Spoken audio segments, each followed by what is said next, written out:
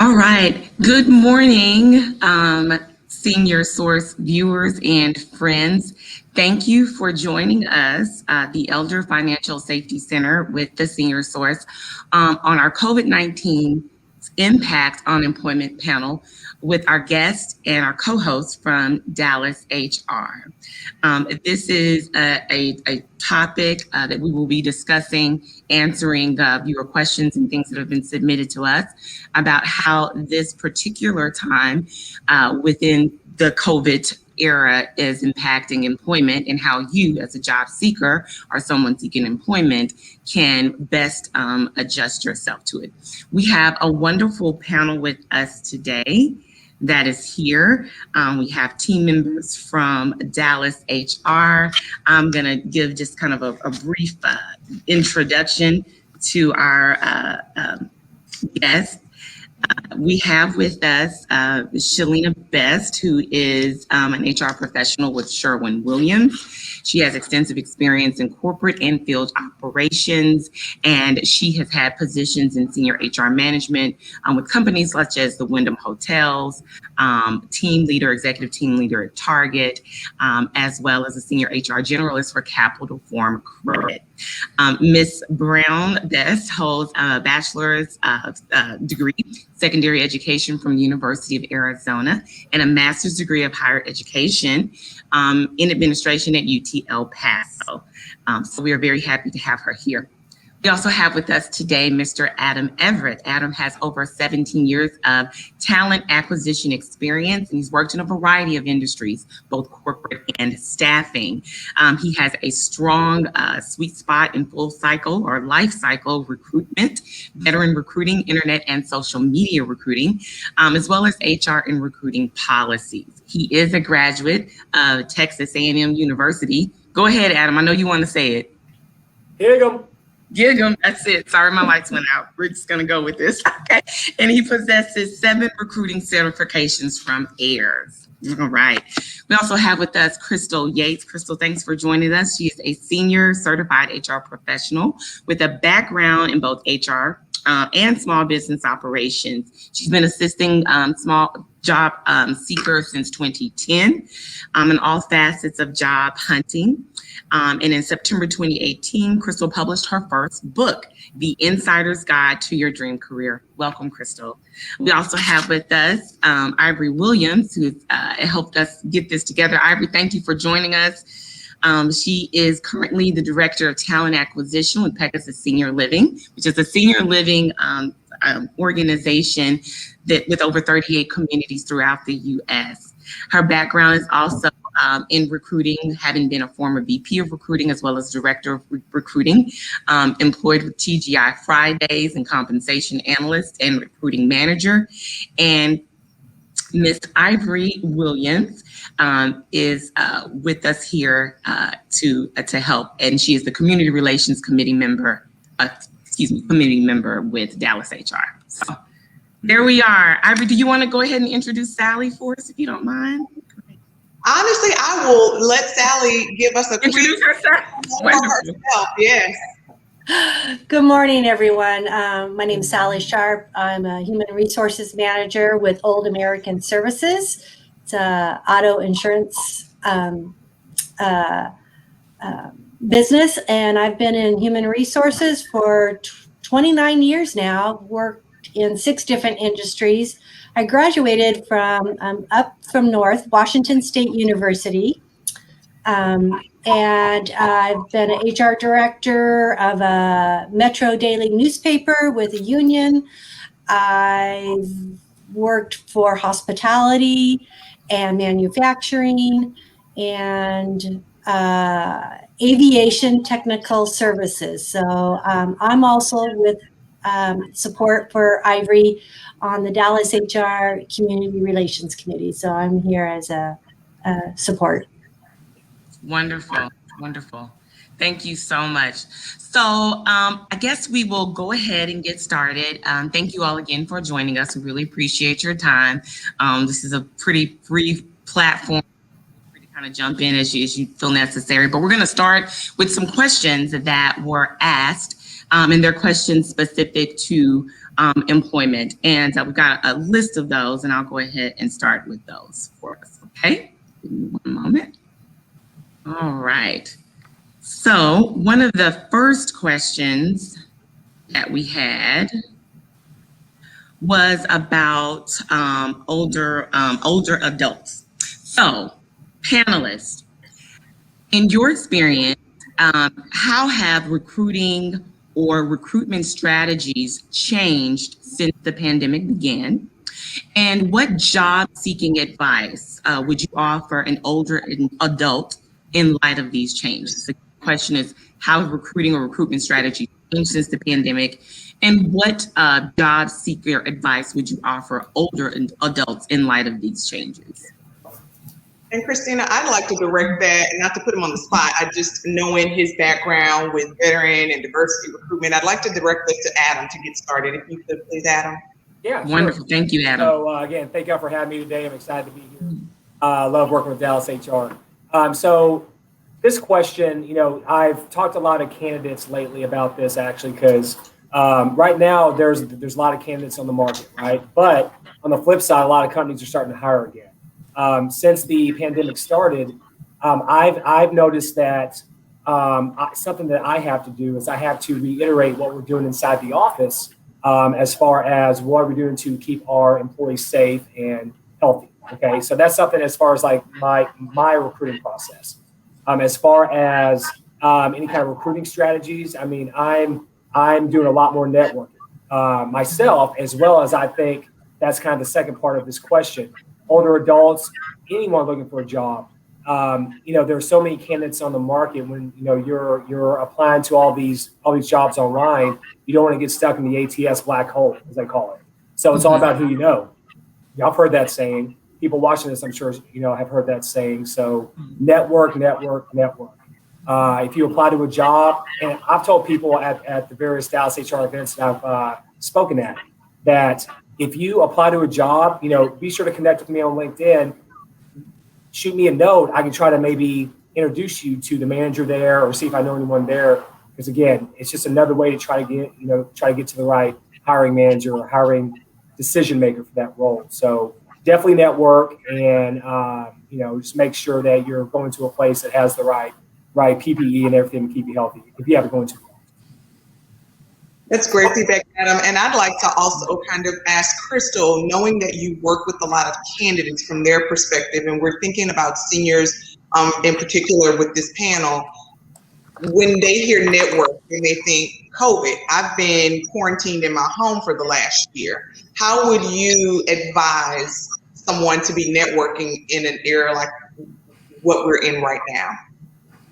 Well, LinkedIn's the natural go-to, and that's got to be your first thing. We develop these massive networks on LinkedIn, and then we don't do anything with them. So I think the first step is to get out there and start reaching out. And you don't have to start asking questions. You don't have to start saying, hey, what can you do for me? But just start reconnecting with your LinkedIn profile, and then keep it up even when you land. But beyond that, I can't tell you how many job seekers forget to call their family, call their friends, develop a really strong elevator pitch. Adam, I agree with 100% with everything you said, and that's always my first line of advice to my job seekers. But, we hear the word networking and we kind of panic because we're not networkers a lot of the time. Set that word aside and talk and just start telling the people around you that you're looking. Develop a really strong elevator pitch. You can Google that, what that means, and make one for you. And then just start talking to people, period. And end the discussion there. And somebody's going to be able to help and want to reach out and help you. And two, sorry to jump back in real quick. I've seen stuff on Facebook, on my Facebook, people reaching out, hey, I've been out of work for 6 months. Here's my background. Can anyone help? I mean, that's a form of networking too. Ask everybody. You're right. 100%. But be clear. I because of what I do, I get people asking me all the time, can you help me? And I'll say, what are you looking for? Anything. Yeah. Okay, that's the worst possible answer you can give anybody. Yep. Figure out what you're looking for and really focus that conversation. It feels counterintuitive, but the more focused that answer is, the more I can help you. I'll think out of the side of the box for you, but I have to know what the box looks like first. You gotta have a starting point. Right. Now, I'd also like to offer one other piece of advice, especially for older workers. It can feel like ageism is what's holding you back. And I'm going to tell you, it exists. I'm not naive. I'm not going to, pretend like it doesn't, but it is nowhere near as prevalent, especially nowadays, as we think it is. If what you're doing isn't working, even if it worked a year ago, assume that it's your approach and adjust and try something new. That's the number one thing I've seen over the last 18 months is things were already changing. Things have been changing for the last several years. COVID just sent it out into outer space as far as it's just different. I had a friend of mine reach out to me last week. He's a professor and he's always looking for gigs in the summer. And he said, Crystal, I've used this resume for the last 5 years and I always get, 90% return on it. If I reach out, there's almost a 100% chance I'm going to get a call back and nobody's reaching back out to me. We looked at it. What we did was focus it, but bottom line, things have changed. So assume that it's something that you're doing that can be changed and just keep trying. I would also like to add something. I'm not a panelist, but I am a director of recruiting. And right now in the senior living space, I'm managing a team of recruiters that are hiring for everything from hospitality, dining services, to office clerical positions. That being said, right now we're finding that there is not a lot of available talent. And I know that when you're unemployed, it can seem like the jobs aren't there, but I can tell you there's not, for us, from our perspective as an employer, we're not, for a lot of our positions, seeing a ton of people apply. So to that, our recruiters are going out on Facebook to groups that are working from home. Our recruiters are going onto Facebook into groups that are career specific. So if there are groups for senior living industry, my recruiters are joining those groups. If there are hospitality groups related to dining and restaurants and hotels, my recruiters are going onto Facebook into those groups, pitching our jobs to people. And so I said all that to say, please do not underestimate when it comes to networking in an era of COVID, where getting together with people in person has become very limited. Please don't underestimate all platforms of social media. I know we talked about LinkedIn, and I know for some people, you may not have a big network of people on LinkedIn because maybe you just in the past never had to really use it that much. Now is a good time while we're at home to start building your network, starting with the people that you know intimately. Someone mentioned earlier family, I think. Crystal mentioned family. Start just adding your family to your LinkedIn networks. But again, don't underestimate other platforms of social media such as Facebook, where you clearly already have a presence. Join groups that are specific. And even if they're not local to your area, still join them, because all of that 6 degrees of separation stuff, you just never know who knows who. So right. I think that definitely keep all forms of social media into perspective. But I have a question, and I kind of want to piggyback from once you've done some level of networking, you've applied to a job and you get the interview or get the call from the recruiter. Shalina, can you speak to what changes are you seeing, especially around virtual interviews, meetings, etc.? What sort of changes are you seeing from that perspective? Once the person's getting the call from the recruiter, have you seen changes in how interviews are being done, at least at that initial level? I have. So I think the biggest thing is just technology. So getting familiar with all the different platforms.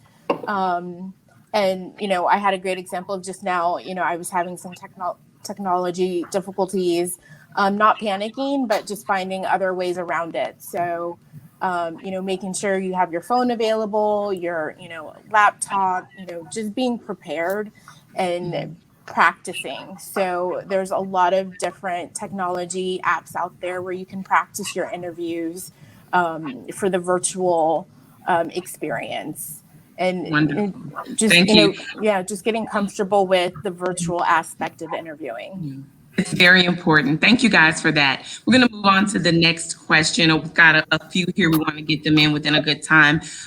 One of the things that we have gotten questions around are the kind of the proof of vaccination. So one important question that if you could talk briefly on what your experience is in the future, do you believe, or is there something in place where an employer will require that I have or show proof of vaccination in work or be hired? And the question is this legal or illegal? Do you guys see questions around that, especially places where you have to go in?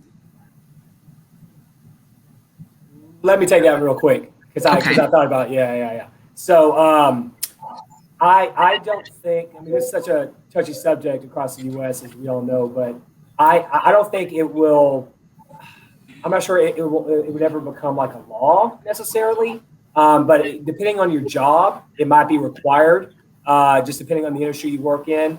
But even then, I personally think it's going to be hard to make it a requirement. Could be a very, very much of a nice to have, but I just don't see it becoming a requirement, given there are a lot of people out there that don't want to get it.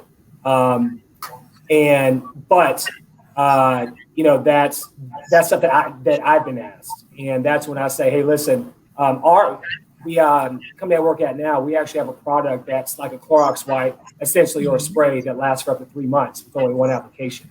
So when I'm talking to candidates, I make sure they know that first off, that's our product. Second, our entire office is sprayed with this. So if you do come into the office, a lot of us are vaccinated, but here's our product. It's in the office. So again, I personally don't see it becoming a law, but I could be wrong.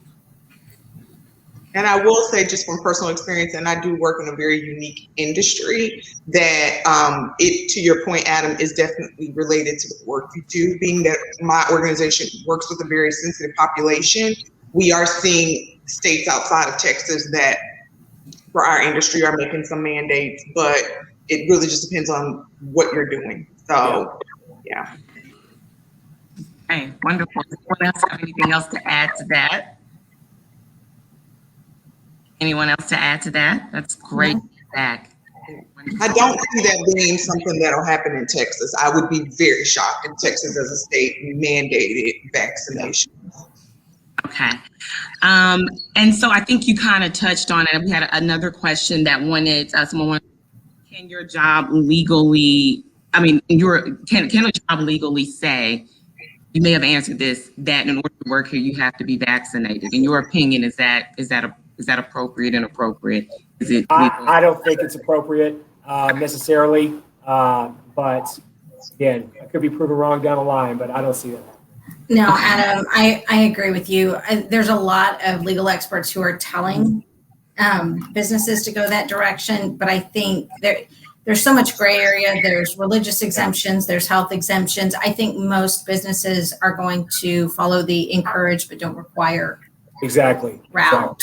Yep. Mm-hmm. Wonderful. Very, very good. All right. Thank you. This is awesome. So another one of the questions about industries, we've heard in the news that, the sensationalization around, some jobs that are going away that will never come back again. So what industries, in your opinion, do you feel have been most impacted by COVID-19? And are there jobs that we will never see again? Or are there jobs that are kind of reemerging or that are evolving that we may not be taking note of? But in your experience, what industries have been impacted, and are there jobs you feel that we'll never see again? And if so, why not? One very near and dear to me that got affected were concerts. I'm a big concert goer. For love, I got to go to a concert soon. So they took a huge hit, but I did see that a lot of festivals and concerts are kind of back on the docket for this summer. Tourism, retail, hospitality, sporting events, you name it. A lot of industries were affected. There weren't many that weren't affected, in my opinion. But as far as jobs that might not ever come back, I honestly can't think of any off the top of my head. I'm hopeful that every job will still be available at some point in the future. It just might take a little bit longer for COVID to subside a little. One of the things that I'm noticing just as a shopper is how retail has been evolving since COVID. Seems like a lot of retailers are pulling out the actual registers with the people, the cashiers running the registers. They're doing a lot of self-service things to try and fill the needs of not having the actual cashier at that spot. But, knowing that you work in the retail industry, Shalina, with retail stores, have you guys done anything different from a retail space? Am I making that up? Are you guys doing anything different from a manufacturing or shipment perspective to try and meet the demands? Yeah, so we've streamlined our retail space. So a lot less workers utilizing technology. Where I think from an HR perspective, I'm a little concerned is we've streamlined so much, it's put stress on those that are working. And so have we cut back a little too slim? A lot of organizations have said, well, we've made it work for this year, can we continue? But we're seeing a lot of work-life balance. It's off with our employees because we are so short-staffed or streamlined. And then when technology goes crazy, we've seen where, customers aren't as patient and forgiving right now. They want to get in and they want to get out. So we've started to look at, do we need to go back to staffing our stores a little bit heavier? So I think right now it's working, but I think as we move forward, lifting restrictions, we're going to see the human interaction come back. And with call centers, I don't think it's a going away situation, but I think with call centers as well as with office jobs in general, companies are now realizing that they can allow people to do those jobs from home and do them remotely. So it may not be that the jobs are going away totally, but it definitely may be that they are changing the strategy and how they're operating. I'm one of the people who I know, I've heard a lot of examples of this. I literally know a lot of my friends who are now working from home and have no immediate plans of going back to the office because their office has said, we're not going to keep the space that we have. And so my employer, we had a small corporate office here in the Dallas-Fort Worth area. The lease was up. They let it go. And right now they're saying, we're just going to work remote, and they're going to eventually find a smaller space that we can come into a few days a week. And so I think we're seeing some of those changes, more changes than just complete eliminations from my perspective. Yeah. And that's awesome.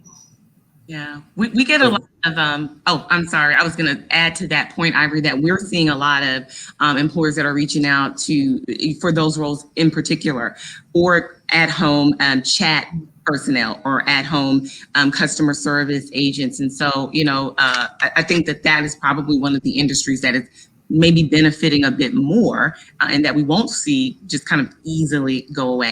Adam, you were about to say something. No, nothing. I was just saying that I agree. Yeah, absolutely. All right. Next question we have, advice. So what advice would you offer, and we're kind of, I guess, segueing into this, would you offer a job seeker who's finding it difficult, just to find work, especially if they've worked in more people-facing positions, when now most of the roles are remote or they're semi-remote?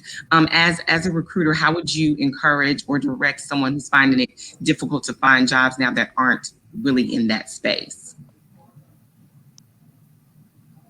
I'll jump on that one. I'm going to start with perseverance, but also thinking outside the box. I think we already talked about the networking, the conversations.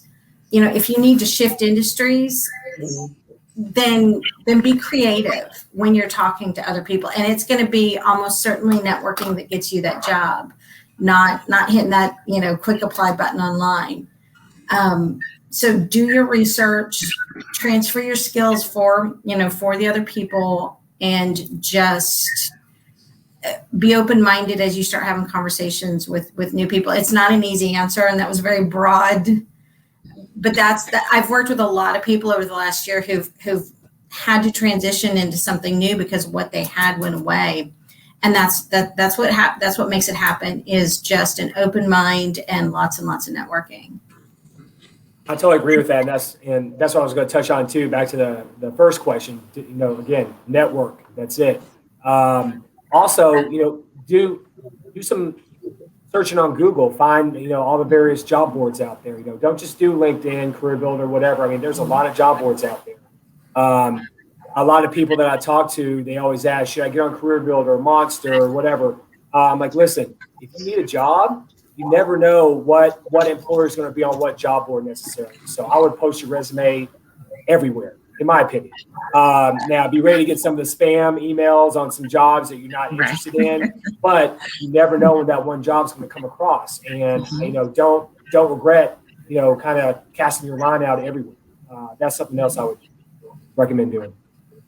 And I honestly have a few things that would have applied whether we were in a COVID era or not. And those are, one, connect with an agency. And the reason I say that is because I've had several jobs in my career that I've been contacted about that were never posted on the internet. So if I were just applying to jobs, I would never have seen it.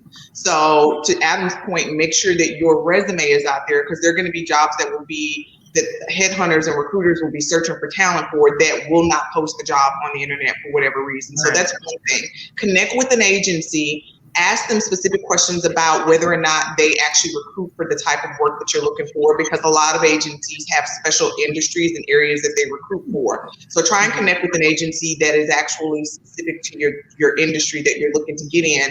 But then to that point, think outside of the box, because I will tell you, there's a lot of times where we think we know what jobs are available and what we're qualified for.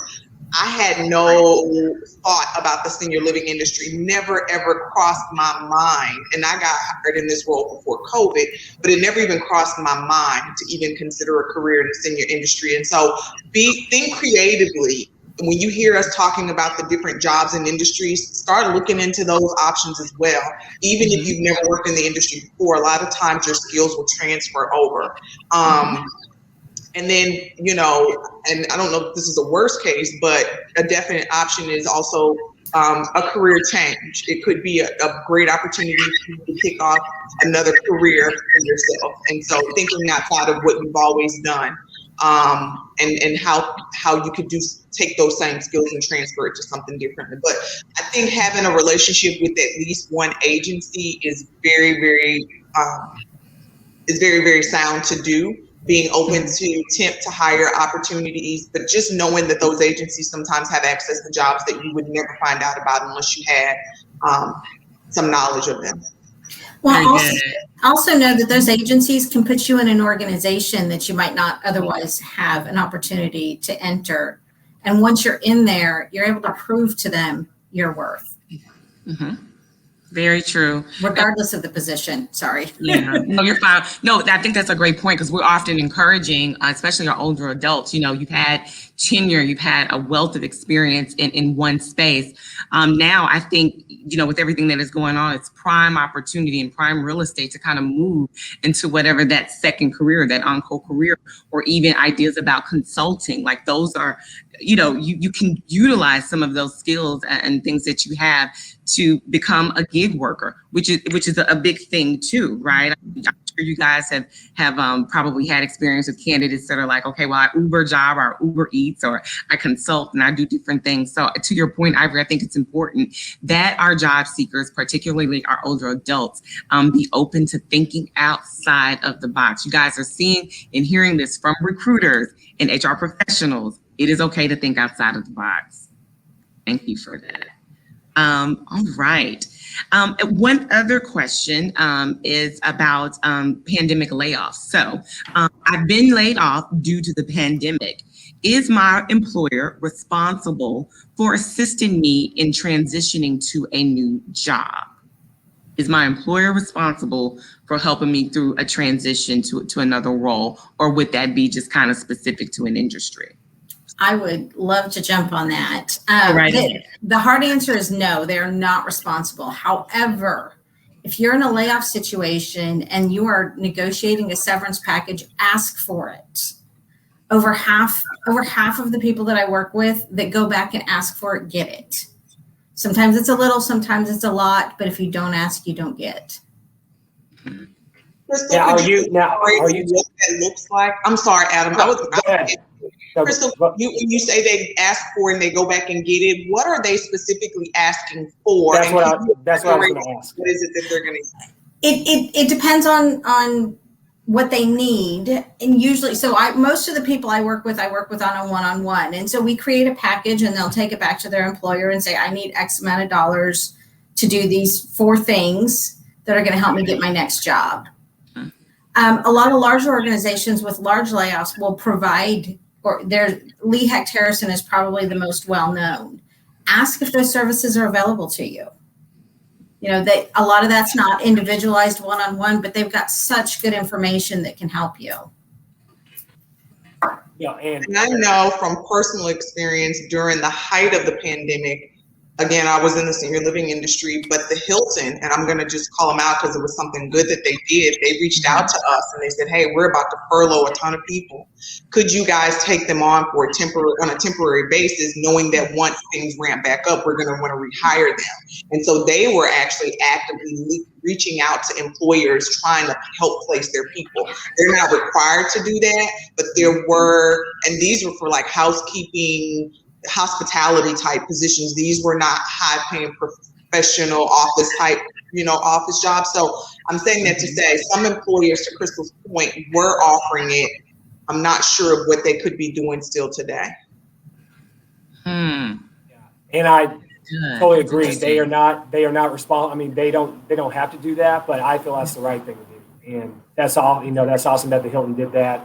I feel like that's good too for, people talk, word of mouth, right? Like, hey, whenever I got laid off from wherever, my company did this for me. I mean, that's good press. That's good karma. And don't just ask your organization, go ask your HR organization, but ask your direct manager as well. They may know somebody. Networking. Mm-hmm. I just wanted to add one more thing too. I've had in human resources several employees throughout the years when they were in a layoff and the company maybe wasn't offering anything as far as a severance financial package.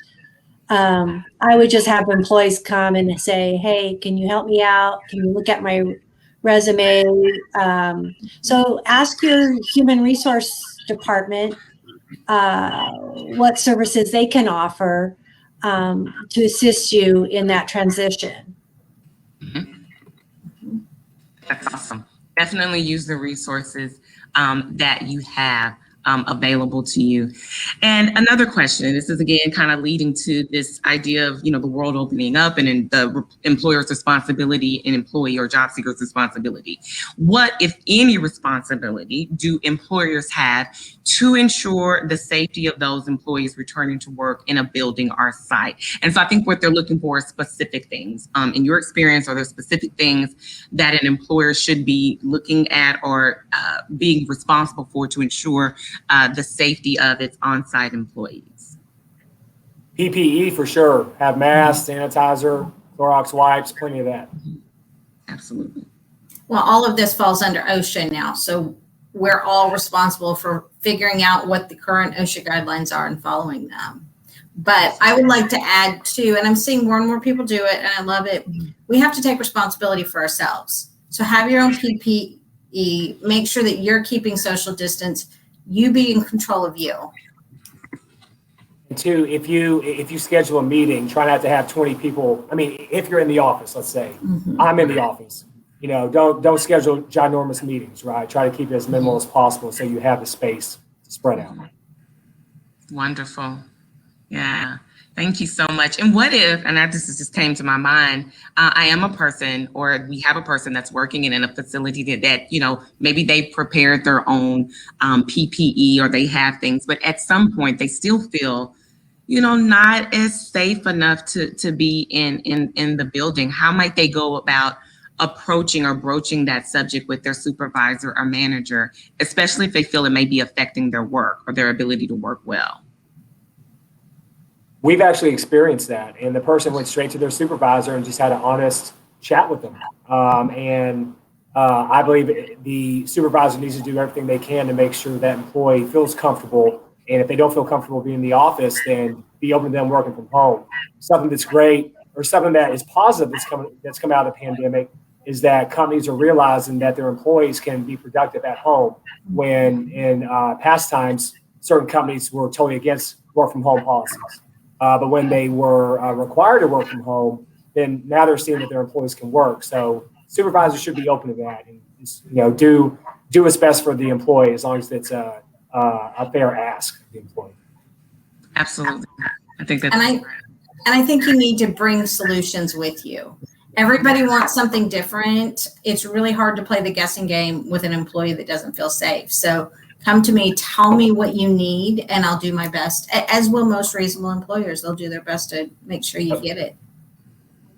And I like that. I me think, too. well, and I was going to say, approach it as you would, and I know a lot of people are uncomfortable with asking for pay raises, but approach it with the same thought that you might for a pay raise, meaning come to them with a plan. Come to them with what's in it for the business and how can, what can I show and demonstrate to my employer that makes this worth it for them as well, not just from your perspective, which is important. I mean, we obviously all are trying to look out for our health and our well-being right now, but definitely go to them with a plan of how not only can you make this happen, but how it may be beneficial to the company as well, and what you're willing to do and compromise in to make it a good solution for the employer as well. Wonderful. That is awesome. Thank you so much. Well, I think that those are all the questions that we actually had submitted. We have asked our viewing audience if there are questions that they have, specific to this topic, COVID-19 and employment, that they actually submit those to us now. But in the meantime, kind of want to round this out and ask each of you to offer whatever, kind of your best encouragement or your best, again, your key recruiting advice or encouragement to those who are watching, who are job seekers or who are in jobs or who are contemplating second careers as older adults. What, sage advice or wisdom would you give them now in light of COVID-19's impact on employment? And Shalina, can you start? I'm sorry, go ahead.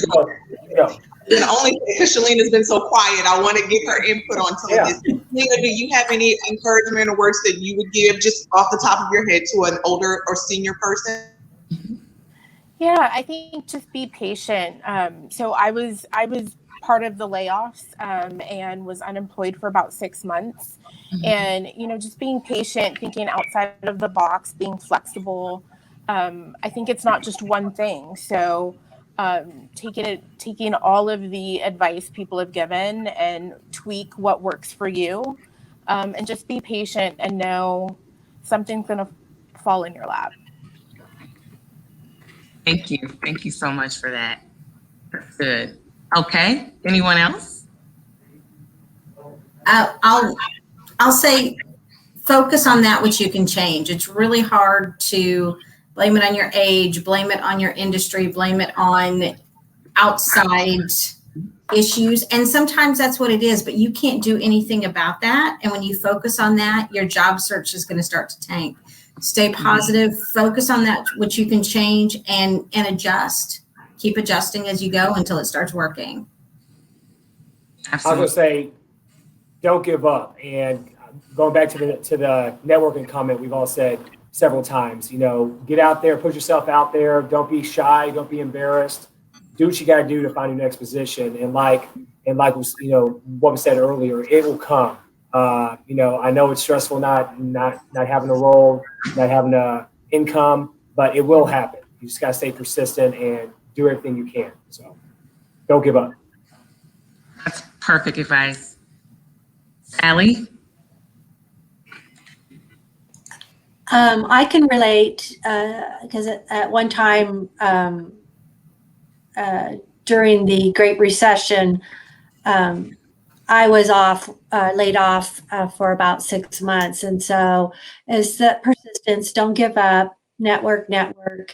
One thing I utilized was when I applied for a job, I looked on LinkedIn to see who else I knew that may know someone that worked at the company I was applying for. And then I would ask them for 10 minutes of their time to see if I could just learn more about their culture, have them maybe look at my resume and see what insights could I learn and help me with possibly an introduction to someone who knew someone at that company.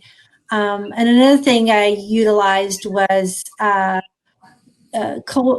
I was looking at different industries was cold calling and asking a manager or a recruiter if I could have just 10 minutes of their time, could I buy them a cup of coffee? This was before COVID, so maybe you could do it virtually, and just ask them, be prepared and have some questions, and just really thank them. And then if I could help, like if it was a recruiter, like Adam, Crystal, or Ivory and Shalina, I would look at, okay, well, what positions are you feel maybe I could help, maybe I know someone, and so return the favor. And so it's trying to help one person every day and just stay positive. Thank you. And Ivory, when you round this out, what sage advice would you offer our job seekers?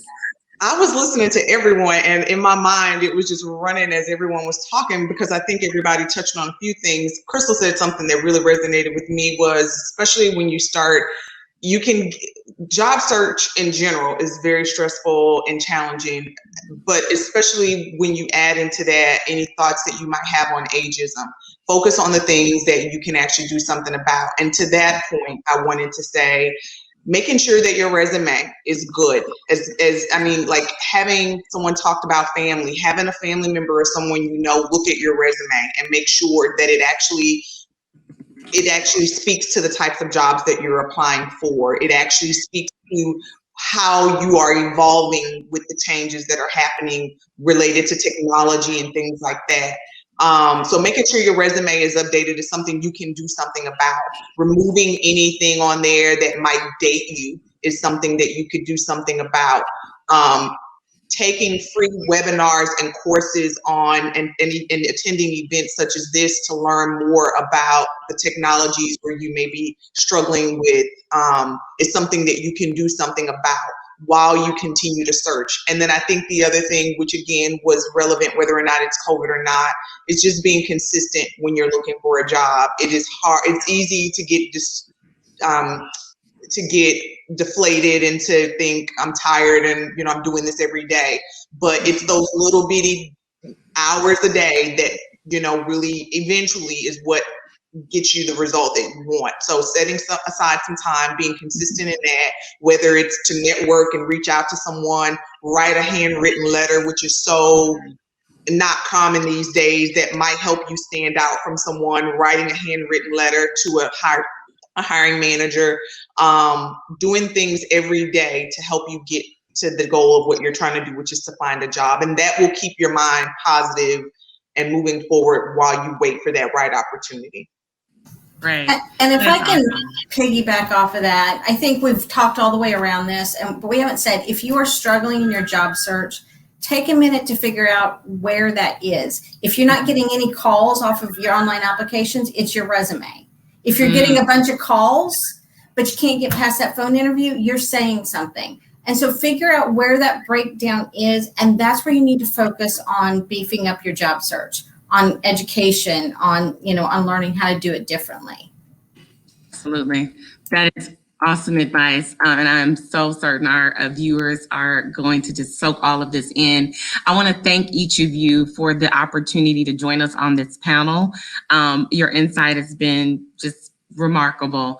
Again, thank you, viewing audience, our clients. If you have questions that you'd like to submit after, feel free to email us at efsc@theseniorsource.org, and we'll make sure that we get those over to our partners over at Dallas HR. Ivory Williams, thank you so much. Sally Sharp, we appreciate your time. Adam Everett, we hope to see you all again. Crystal and Ms. Shalina Brown, thanks for joining us this morning.